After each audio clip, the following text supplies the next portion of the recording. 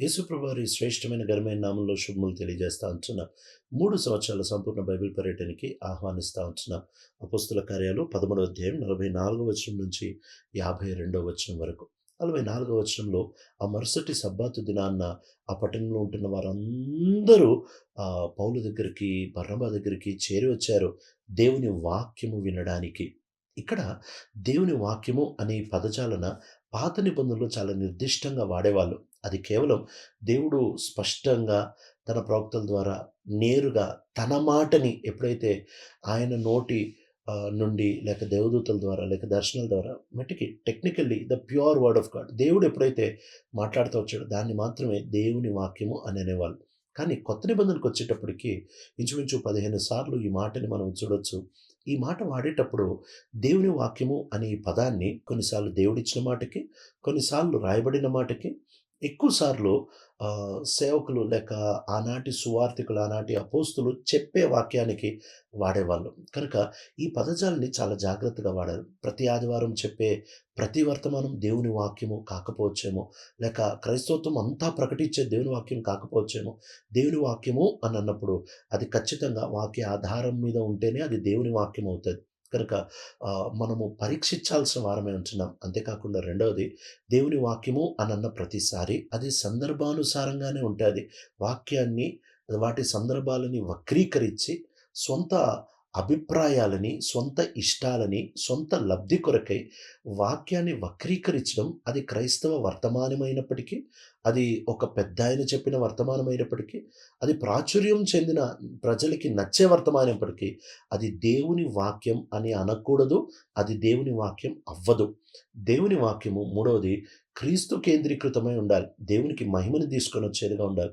కనుక దేవుని వాక్యము ఎప్పుడు వాక్యాధారితంగానే, దేవుని వాక్యము ఎప్పుడూ కూడా సందర్భానుసారంగానే, అంటే లేఖనాల్లో రాయబడిన సందర్భంలోనే, అంతేకాకుండా దేవుని వాక్యము ఎప్పుడు కూడా యేసుక్రీస్తు ప్రభుని కేంద్రీకృతం చేసుకొని దేవునికి మహిమ తీసుకొని వచ్చే విధంగా ఉంటుంది. ఈ మూడిట్లో ఏ ఒక్క నియమాన్ని ఉల్లంఘించినా అది క్రైస్తవ వర్తమానము అని పిలవచ్చేమో కానీ వాటిని దేవుని వాక్యము అని పిలవడం అంత మంచిది కాదు. ఈనాటి క్రైస్తవత్వంలో ఈ మాటని చాలా చులకనగా, చాలా అలుసుగా, చాలా ఇష్టానుసారంగా వాడుతున్న దినాల్లో మనం జీవిస్తూ ఉంటున్నప్పుడు జాగ్రత్త పడాలి. అంతేకాకుండా వీళ్ళు ఈ ప్రజలందరూ చేరి వచ్చినప్పుడు ఇది చూసి అక్కడుంటున్న యూదులు ఈ గుంపుల వాళ్ళందరినీ చూసి చాలా అసూయపడతా వచ్చారు. వాళ్ళ సమాజ మందిరం దగ్గరికి ఇంతమంది వస్తున్నందుకు సంతోషించాల్సింది పోయి వాళ్ళు అసూయపడతా ఉంటున్నారు. ఎందుకు అసూయపడతా ఉంటున్నారు? ఇది వాళ్ళ సువార్తకి చూపిస్తూ ఉంటున్న ప్రతిస్పందన. సువార్తకి ఒక వ్యక్తి అసూయతో ఇదే వచనంలో చూసినట్లయితే వాళ్ళు అసూయపడ్డారు, వాళ్ళు వ్యతిరేకించారు, వాళ్ళు గేలి చేశారు. ఆ కింద వచనాల్లో మనం చూసినట్లయితే వాళ్ళు వ్యతిరేకించారు. కనుక సువార్తకి నిజమైన ప్రతిస్పందన అనంటే అదొట్టి మానసికమైందో, భావోద్రికమైందో, ఒక క్షణానికి ఉండేది, లేక ఒక సంవత్సరం 2 సంవత్సరాలు ఉండి మళ్ళీ మామూలు అయిపోయేది ఎన్నడూ కూడా యథార్థమైన సువార్త ప్రతిస్పందన కాదు. యథార్థమైన సువార్త ప్రతిస్పందన నన్ను నేను వెనకేసుకోకుండా పూర్తిగా నేను రక్షించబడడానికి అనర్హుడైన పాపిని అనే విషయాన్ని గ్రహించి ఆయన దగ్గరికి రావడం. రెండవది, యేసొక్కడే రక్షకుడు, మార్గాలలో ఒక మార్గం, అందరిలో ఆయన కూడా ఒకడు అని అనుకుంటే అది సువార్తకి యథార్థమైన ప్రతిస్పందన కాదు. యేసొక్కడే మార్గం, యేసు తప్ప వేరే మార్గం లేదు, యేసు తప్ప ఆకాశమందు కానీ భూమి మీద కానీ వేరే నామంలో రక్షణ లేదు అని ఎక్స్క్లూజివిటీ యేసుగా నిర్దిష్టంగా ఎప్పుడైతే చూస్తామో, అంతేకాకుండా మూడవది, ఎప్పుడైతే పూర్తిగా నా శేష జీవితాన్ని ఆయన ప్రభుత్వానికి అప్పగిచ్చేస్తాను, ఏదో వచ్చి ఒక క్షణాన్ని పాపనని ఒప్పుకుంటున్నా, ఒక క్షణాన్ని రక్షకుడినని ఒప్పుకుంటున్నా అని మరలా నా జీవితాన్ని నేను తీసుకెళ్ళడం కాదు కానీ, ఇక మీదట నా శేష జీవితంపై ఆయనకే పూర్తి హక్కు, ఆయనకే పూర్తి అధికారం, ఆయన లార్డ్‌షిప్ కిందకి నేను వస్తాను అని గ్రహించడం. ఈ 3 కలిపితేనే యథార్థమైన, నిజమైన, వాక్యానుసారమైన సువార్త ప్రతిస్పందన. నేను రక్షించబడ్డానికి అనర్హుడినైన పాపిని అని ఏమాత్రము వెనక్కి తీయకుండా, యేసు సరిపోయిన రక్షకుడు, ఆయన చేతికి నా మిగిలిన శేష జీవితాన్ని అప్పగిస్తున్నాను అనడమే సువార్తకి యథార్థమైన ప్రతిస్పందన. ఈ ప్రతిస్పందన కాక వేరే ఎలాంటి ప్రతిస్పందన అయినా అది నిజమైన ప్రతిస్పందన కాదు. కనుక వీళ్ళు ఇలా ప్రతిస్పందిస్తూ వచ్చారు. ప్రతిస్పందించినప్పుడు అప్పుడు పౌలు, బర్నబాలు ధైర్యంగా మాట్లాడుతా వచ్చారు. ఇక్కడ వాళ్ళేమో ఆహ్, కీడుని లేకపోతే చెడుని లేక దుర్బుద్ధిని చూపిస్తా ఉంటున్నారు. కానీ పౌలు, బర్నబాలు మాత్రం ధైర్యంతో వాళ్ళు మాట్లాడుతా ఉంటున్నారు. వాళ్ళు నేరుగా చెప్తా ఉంటున్నారు. మీరు ఈ పని చేస్తా ఉంటున్నందుకై మీరు దేవుడు అనుగ్రహించిన నిత్య జీవాన్ని మీరు వద్దు అని తోసేస్తా ఉంటున్నారు. ఎందుకు వీళ్ళకంత కోపం వచ్చింది అనంటే, యూదులు అప్పటికే యేసు ప్రభుని యూదులు అప్పటికే వాళ్ళ జూడాయిజం, వాళ్ళ యహూదతనాన్ని లేక ఇశ్రాయేలు మతాన్ని వాళ్ళు ఆచరించుకుంటా ఉంటున్నారు. ఆ ప్రాంతంలో ఉంటున్న అనేక మంది అన్యులు గూడా ఈ యూదుల దేవుడిని నమ్ముకొని, ఈ యూదుల ఆచారాల్ని పాటిస్తూ జూడాయిజంలో వాళ్ళు గూడా పాలు పొందే ఆహ్, ఆహ్, పొలిమేరకు వస్తా ఉంటున్నారు. అలా వస్తా ఉంటున్న కాలంలో ఆహ్, వాళ్ళింకా పూర్తి యూదులు అవ్వడానికి ఇష్టపడతా ఉంటున్న కాలంలో సౌలు, బర్నబాలు ఎప్పుడైతే నీతిమంతులు అవ్వడానికి ఎన్నడూ గూడా ధర్మశాస్త్రం సరిపోదు. ధర్మశాస్త్రం మనం ఎంత అనీతిమంతులం చూపించడానికి ఇచ్చారు తప్ప, ధర్మశాస్త్రం మనం నీతిమంతులుగా చేయడానికి ఇవ్వలేదు. విశ్వాసం బట్టే మనం నీతిమంతులం అవుతాం. యేసుని బట్టి నీతిమంతులం అవుతాం అని అనుకున్నప్పుడు వెంటనే వీళ్ళు అనుకున్నారు. మా మతము ని తగ్గిచ్చి వీళ్ళు మా మతంలో చేరకుండా ఆపుతున్నారని వీళ్ళు వ్యతిరేకిస్తా వచ్చారు. మట్టికి ధైర్యంగా వీళ్ళు మాట్లాడి, మీరు వద్దంటున్నారు కాబట్టి మేము వెళ్ళిపోతామని ఆ ప్రాంతం నుంచి వాళ్ళు బయలుదేరి వెళ్ళిపోక మునుపు మీరు ఈ నిత్య జీవానికి అనర్హులు అని చెప్పి వెళ్ళిపోతా ఉంటున్నారు. వెళ్ళేటప్పుడు 47వ వచనంలో ప్రాముఖ్యంగా పౌలు, ఇది దేవుడు మాకు ప్రకటించాడు. నేను మిమ్మల్ని అన్యజనులకి వెలుగ్గాను, భూది గంతముల వరకు రక్షణ తీసుకొని రావడానికి నేను మిమ్మల్ని ఏర్పరచుకున్నా అని మా గురించి దేవుడు చెప్పాడు అని అంటున్నాడు. మా గురించి దేవుడు చెప్పాడంటే యెషయా గ్రంథం 49వ అధ్యాయంలో 6వ వచనంలో రాయబడిన ఈ మాట ప్రాముఖ్యంగా పౌలు గురించో లేక బర్నబా గురించి చెప్పబడిన మాట కాదు. దాని ప్రాముఖ్యమైన గురి యేసు ప్రభుని చూపించడానికి. అయితే యేసుక్రీస్తు ప్రభు ఏదైతే చేశారో అదే దర్శనాన్ని, అదే పనిని వీళ్ళు ముందు కొనసాగిస్తున్నారు కాబట్టి ఈ వచనం మా గురించే చెప్పింది అని అంటున్నారు.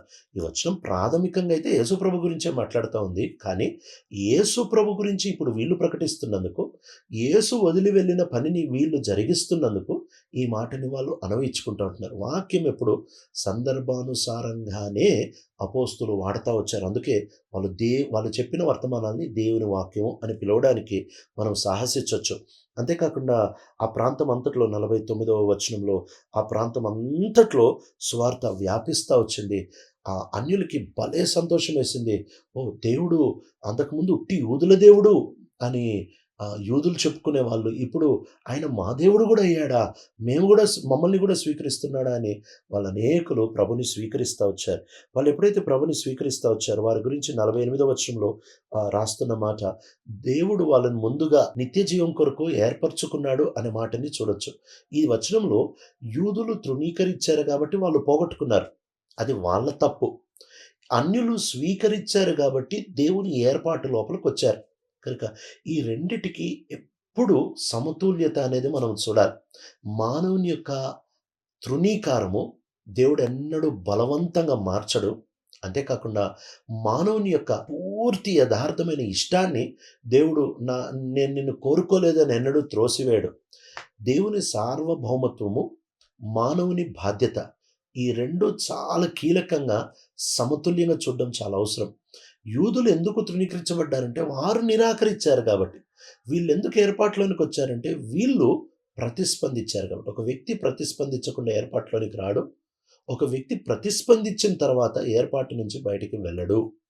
ఆ తర్వాత ఈ వ్యక్తులు ఎప్పుడైతే బయటికి వెళ్ళగొట్టేస్తా వచ్చారో, ఆ సమయంలో వెలగొట్టడానికి ఆ ప్రాంతంలో ఉంటున్న అనేక మంది బాగా బలం కలిగిన లేక పెద్ద స్థానాల్లో ఉంటున్న, హోదా ఉంటున్న స్త్రీలని పట్టుకున్నారు. ఈ స్త్రీల గురించి దేవునికి భయపడేవారు అని రాశారు. అంటే అన్యులు ఎవరైతే ఇశ్రాయేల్ దేవుడిని వెంబడిస్తున్నారో వాళ్ళకి గాడ్ ఫియరర్స్, దేవునికి భయపడేవారు అని గుంపు పేరు పెట్టారు. ఆ గుంపుకి చెందిన వీళ్ళు ఈ యూదులు వాళ్ళ దగ్గరికి వెళ్ళి, ఇదిగో మీరన్నా మాకు సాయం చేయండి, వాళ్ళు మా మతాన్ని ఇట్లా పాడు చేస్తున్నారని వాళ్ళని చెలరేగిచ్చేటప్పటికి వాళ్ళందరూ గుమ్మిగా వచ్చి వీళ్ళని తీసి బయట పారేస్తా వచ్చారు. వీళ్ళని బయట పారేసినప్పుడు వీళ్ళు అక్కడి నుంచి వాళ్ళు దుమ్మును దులుపుకొని వెళ్ళిపోతా వచ్చారు. సహజంగా ఒక ఇశ్రాయేలీయుడు పాలస్తీనా ప్రాంతానికి వెళ్ళి, అన్యుల ప్రాంతానికి వెళ్ళి, తిరిగి తాను పరిశుద్ధమైన హోలీ ల్యాండ్‌కి ఎప్పుడైతే వస్తున్నాడో, తను దుమ్మును అక్కడే దులిపేస్తాడు. ఎందుకనంటే, ఈ అన్యుల వలన వచ్చిన కాలుష్యం ఏదన్నా ఉంటే, దాన్ని అక్కడే దుమ్ము దులిపేసి,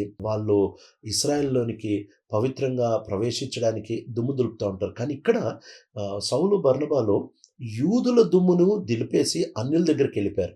అంటే నిజమైన యూదుడు అంటే యేసు ప్రభువుని నమ్మినవాడే, యేసు ప్రభువుని తృణీకరించిన నిజమైన యూదుడు ఎలా అవుతాడు? చివరి వచనానికొచ్చేటప్పటికి ఆ ప్రాంతం నుంచి వాళ్ళు ఇంచుమించు 51 వచనంలో 100 మైళ్ళు ప్రయాణం చేసి అంటే నడిచి ఇకోనియం అనే ప్రాంతానికొచ్చారు. అక్కడ వాళ్ళు దేవుని సంతోషంతో పరిశుద్ధాత్మ దేవునితో నింపబడ్డారు. యూదులేమో పోగొట్టుకున్నారు. అన్యులేమో స్వీకరించి ఆశీర్వదించబడతా వచ్చారు. ప్రియ తండ్రి, నమ్మకమైన దేవా, మా జీవితాల్లో మేము కూడా దేవా సువార్త అనే ఈ అద్భుతమైన ఈ వార్తని మేము అన్యులకి అందించే కృపను మాకు అనుగ్రహించండి. దేవా, దేవుని వాక్యమును వాక్యంగా చూసే కృపను మాకు అనుగ్రహిస్తున్నామని, మోసం నుంచి మమ్మల్ని తప్పిస్తున్నామని యేసు ప్రభు మా రక్షకుని నామములో బ్రతిమలాడి వేడుకుంటున్నాం తండ్రి. ఆమేన్.